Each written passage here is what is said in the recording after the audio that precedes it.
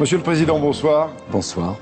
Merci de nous accueillir en direct à l'Élysée, chez vous. On a tous les deux énormément de questions à vous poser. La campagne électorale a déjà commencé avec un candidat qui s'appelle François Hollande, qui représentera... Monsieur Pernaut, qu'il y ait des brebis galeuses, comme dans tous les corps, elles doivent être sanctionnées. Donc je dois agir. Et puis on verra le moment venu. Mais là, vous dites, ça viendra le moment venu. Tous les candidats doivent être sanctionnés.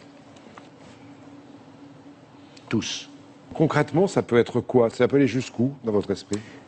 Ils savent que 5% d'entre eux termineront l'année soit morts, soit blessés grièvement.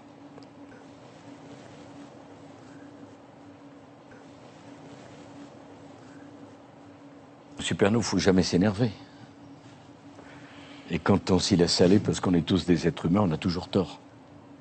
Alors on va parler maintenant des questions d'actualité. Généralement, ce sont des questions qui fâchent.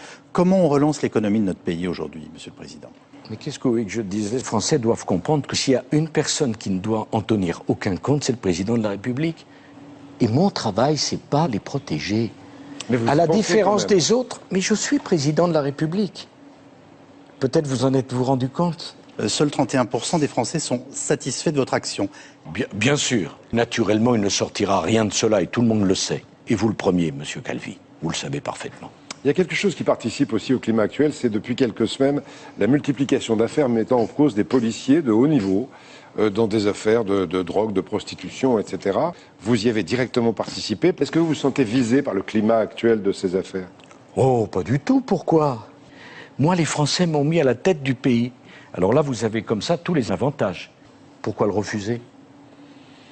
Il n'y a rien à négocier. Vous savez, un président de la République, ça doit rendre des comptes. Je m'y refuse. Et la transparence, non. Est-ce que vous continuez de dire « je n'ai pas été élu pour augmenter les impôts » ? J'ai honte d'une déclaration de cette nature. Parce que mon rôle de président de la République, c'est pas de prendre les décisions. Alors il se demande combien ça va coûter. À un moment, il faut faire son devoir. Il faut que les Français paient des impôts et ma retraite sera payée. Ce qui n'est pas infamant à ma connaissance. Puis je vais vous dire autre chose. Avant de célébrer la naissance de notre enfant... Elles vont bien?